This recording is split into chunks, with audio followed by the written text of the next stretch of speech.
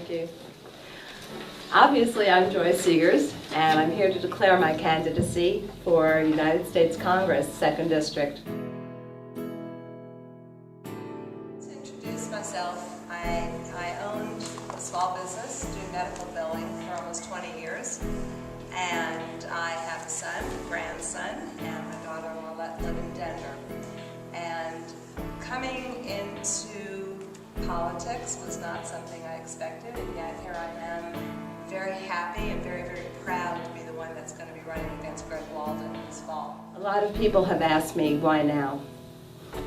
When I sold my business last year, I had a choice to make. I could either live frugally and travel for a while before I went back to work, or I could use my knowledge and skills in service to my country. My opponent, Greg Walden, was born into Oregon politics, and I'm under no illusion that I have an uphill battle. But it's one I intend to fight with honor and dignity, and it's one I intend to win. I decided to run for Congress because as a wife, mother, and small business owner, I've lived the problems Oregonians are facing on a daily basis. I know what it's like to have the declining value of your home wipe away your life savings. I know what it feels like to wonder if you'll be able to afford college for your children. I know what it's like to deal with medical bills piling up. I know what it's like to try and make ends meet on a daily basis. 6 years ago, my husband committed suicide. We were married 30 years. My husband was a decorated Korean veteran. When he returned from that war, the 18 months he spent on the front lines directing artillery fire left him with post-traumatic stress disorder, commonly known as PTSD.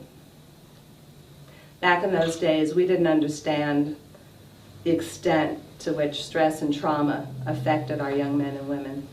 We didn't offer our returning heroes a good supportive transition from military to civilian life. Today we recognize the need to address these issues. Today a great number of our soldiers are returning from the war with PTSD, and numbers of jobless and homeless veterans are growing every day. When my son Brian graduated high school, he enlisted in the Air Force. Needless to say, I was very, very nervous. So, in the same way that I need to open up to the views and feelings of everybody else that doesn't think the way I might think, that I want to bring together. That's really what the campaign's about, is beginning a conversation. You know, a lot of people said, don't bother to go, no one's going to listen to you. And I'm like, I don't believe that. I believe that there's enough fear and sadness and frustration that I want to hear what people have to say. It isn't what they think about me. I need to learn that there's some key to paying attention and listening, and I'm going on a listening tour. I'm starting with that. I'm going around Eastern Oregon.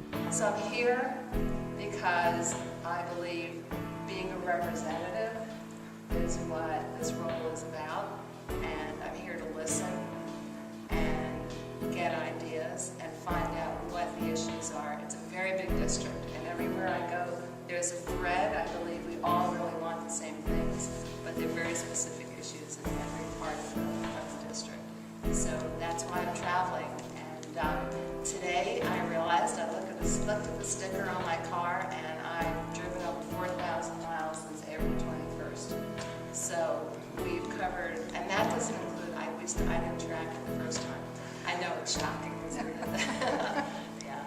So I think we're starting to see each other, to look in each other's eyes, to see the connection, that no matter where you come from, I've found that no matter where I am, if I can connect and look into somebody's eyes, all of a sudden things just break down, and you know, all of that difference that people expect that they're going to feel just seems to melt away.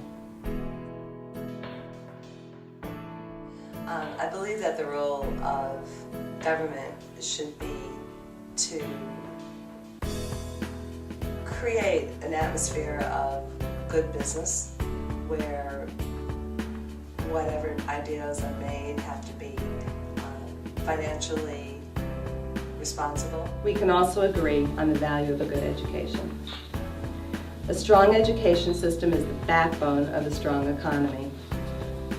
Our teachers need to be paid and treated as professionals. Our curriculums need to be relevant and applicable to the real world.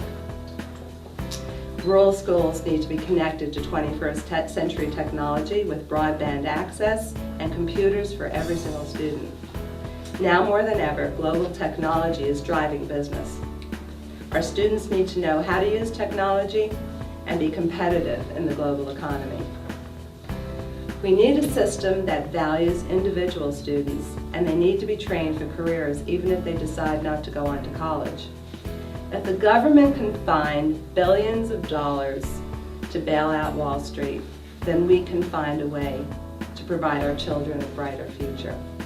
A lot of you don't know, unless you've been talking with her and mingling with her campaign, she has been crisscrossing the 2nd District. Crisscrossing is a huge district. I think she has more road miles than the truckers we have out on the road, okay? You know, people forget that while we call them congressmen, their actual title is representative. Their job is to represent our interests in Congress. My campaign is about asking questions and listening to people's opinions. It is about conversation. We all want the same basic things: good jobs, a safe environment, raising our children in health, the ability to retire after a lifetime of work. Every state and region has unique needs, as do its citizens, but neither the Republican Party nor the Democratic Party line have been able to meet the needs of every state. If you are sick of partisan bickering, of perpetual gridlock, of politicians asking you to pick the lesser of two evils, of weak excuses for inaction, and of corporate influence in our political system, then I'm asking you for your support, your enthusiasm, and your vote. Thank you very much for being here.